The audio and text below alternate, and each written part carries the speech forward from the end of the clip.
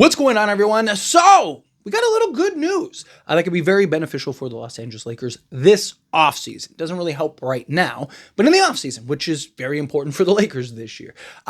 And that is that the salary cap is projected to hit the 10% increase, which is kind of what was rumored to be the projection. But according to ESPN, the salary cap is expected to go up 10% and will be $154.6 million. The reason that this is important is because it gives the Lakers a little more wiggle room in the offseason. Difference between you being a second apron team or the first apron team. And the Lakers have several factors going into the offseason. Now, a couple things, right? The Lakers, I imagine, will look incredibly different next year than they do right now. I mean, bare minimum, they're going to get a better center. I imagine they try to get a couple two-way guys, 3-and-D wings, right?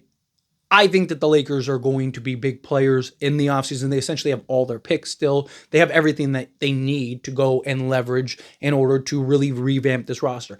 Even if the Lakers do win the NBA championship this year, I still think this roster looks very different. And the Lakers are going to have some tough decisions to make regardless, right? Because if you count Reeves, right? Not saying that they're going to trade him or that they'll look to trade him or anything, but he is going into a contract year next year. So between him, Maxi Kleber, Gabe Vincent, Rui Hachimura, I mean, you can even include Shake Milton, right? A lot of these guys, Lakers are going to have like close to 50 million, somewhere in that range. Actually, it might be more than that. It might be closer to 60 million because, I mean, Rui and Austin Reeves alone are like 30 million. And then you add in Gabe. So it's like 50, let's call it 55 million to be safe. They have like 55 million in expiring contracts that they can leverage to trade in the offseason, right? Again, not saying that they'll trade Austin Reeves, but even with Austin Reeves, Lakers are going to have to make a decision because he's going in a contract year and he's not going to make 13 million a year, right? He's going to make probably, 30 to 40 million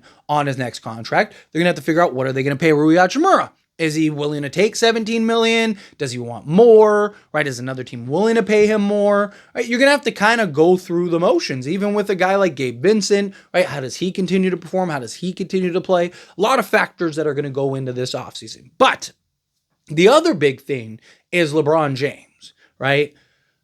LeBron can essentially take whatever he wants in the offseason. I mean, he could play for a vet minimum if he wanted to. He's not going to, but I'm saying he could take, I mean, he was willing to take as much as 20 million this past offseason if the Lakers were able to get some key guys, get some key pieces. I could see him being willing to do that once again, especially now that you have Luka in the fold. He's not going to do it just out of the kindness of his heart, right? He's not going to just be like, yeah, sure, let me save you guys a bunch of money. No, if he does it, it'll be because the Lakers are able to get a piece or two, right? And maybe it could even be to maybe pull off a sign-in trade or something where, hey, we're gonna hit the second apron unless you take, 10 million less, right? Maybe they sign and trade to go get a Miles Turner, just using him as an example, because he'll be a free agent in the offseason. The Lakers wouldn't be able to just like sign him outright. So the Lakers are going to be in a good position because they have tradable assets.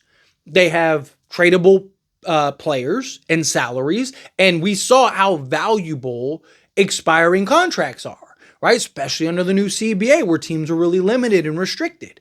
And if the Lakers were to pull off any trades, they have, even if it's not like a sign-in trade, right? Let's say, Kyrie opts in, just an example, just a guy that came to mind, right? I know he's hurt. I know all that. I'm just using him as an example. Okay, let's say Kyrie opts in and he's like, I want to be traded to the Lakers, right? Well, a team like Dallas, they might not want to take on a bunch of long-term salary. Well, luckily the Lakers have that. Or if another big player in the offseason ends up becoming available, whoever that is, right? Lakers have the expiring contracts to match that. Like I said, they could go get a $50 million guy if they wanted to. If another star that they're like, man, this guy would be great alongside Luka for the long term. That's the key you got to keep in mind. Every decision that the Lakers make is going to be with Luka in mind. All of the things that they want to do this offseason are going to pertain to Luka himself. Luckily, everything you want around Luka, you also want around LeBron James, right? 3-and-D shooters, right? You want that the interior size and defender, a guy that can be the lob threat and stuff, right? Everything that you're looking for to upgrade this roster around Luka, LeBron James will benefit from too, because they are two very similar players. They are two guys that benefit in a lot of the same ways and kind of want to do a lot of the same things, right? Luka kind of likes more of the inside game, where LeBron is kind of more, he wants to shoot threes, put his head down. He wants kind of the lane cleared so he can just kind of bully his way to the basket, where Luka kind of likes that interior lob threat. So outside of that, all parts are kind of the same. And I could see the Lakers maybe kind of keeping Jackson Hayes and then getting like another kind of more versatile big, maybe again a Miles Turner, right? To where, Miles Turner isn't the lob threat that Luka likes, but you still have Jackson Hayes. So you can start with a Miles Turner and then have a guy in Jackson Hayes that can come in, and him and Luka can kind of continue their relationships. I could see something like that along the lines. But the Lakers, everything's shaping up for the Lakers to have a very good, very big, very splashable offseason. This might be one of the better offseasons for the Lakers we've had in a long time. Primarily because Luka. Players are gonna want to go play with Luka. I mean, and you have the LA element and you have the LeBron element, right? Like teams are there's gonna be guys that are like, man, especially big men. There's gonna be a lot of big men that are lining up going like, man, Luka's gonna make me $20 million, right? I'm probably like a 10 to $15 million guy right now. I go play with the Lakers and Luka, right? And I could see the Lakers start to become that kind of one-year destination again, right? What I mean by that one-year destination is like, think of Malik Monk, right? Like guys like that, Lonnie Walker, right? Like guys that have kind of like proved themselves. Just realized I was about to brush that over. Let me explain that. I do think most, if not all of the Lakers upgrades outside of little role guys and stuff, most of the Lakers upgrades I think will come via trade. I think more likely than not, the center that the Lakers get will be via trade. I also think that that they may look to go get an upgrade at the wing, right? Dorian Finney-Smith has been fantastic, but how many more years does he have left? And it doesn't hurt to have more of them, right? So if you can go get, Miles Bridges is somebody that just comes to mind, right? And a team like Charlotte seems like they want to, can you work something out to where you get Miles Bridges and you get Mark Williams again, and you give up everything you were going to give, and then maybe something else on top of it to go get that, and now you got a legit 3-and-D versatile wing that can play the 3, play the 4, right? You can even run Dorian Finney-Smith at 2 at times if you want. That's the versatility of Dorian Finney-Smith. I mean, you could even have units out there where it's like Luka, Dorian Finney-Smith, a Bridges, LeBron, and Mark Williams, if you want to do something like that. Again, just examples on names that have been linked to the Lakers and also that I think are options in the offseason. Obviously, once we get to the offseason, we'll dive more into possibilities. There'll be tons of rumors and stuff.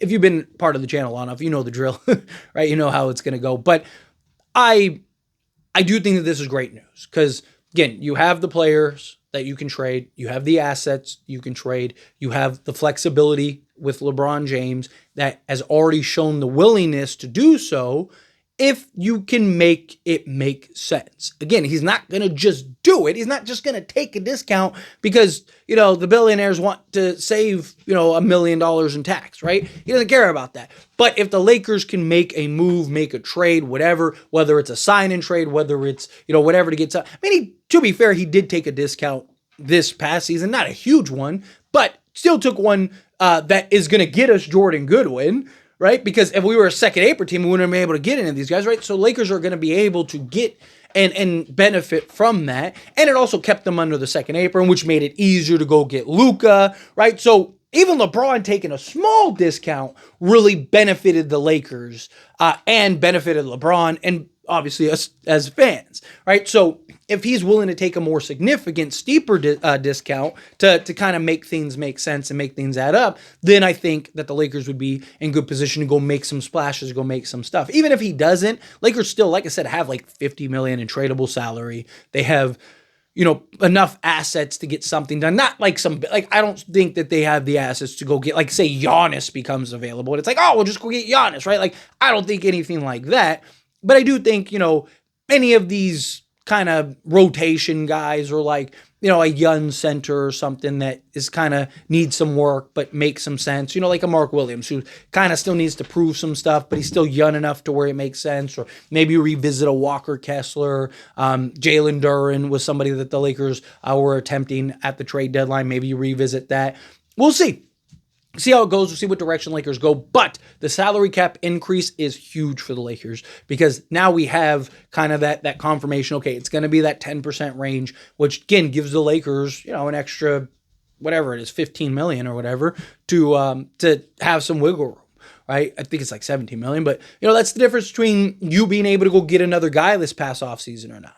Right? That's the difference between you being able to make a trade or not.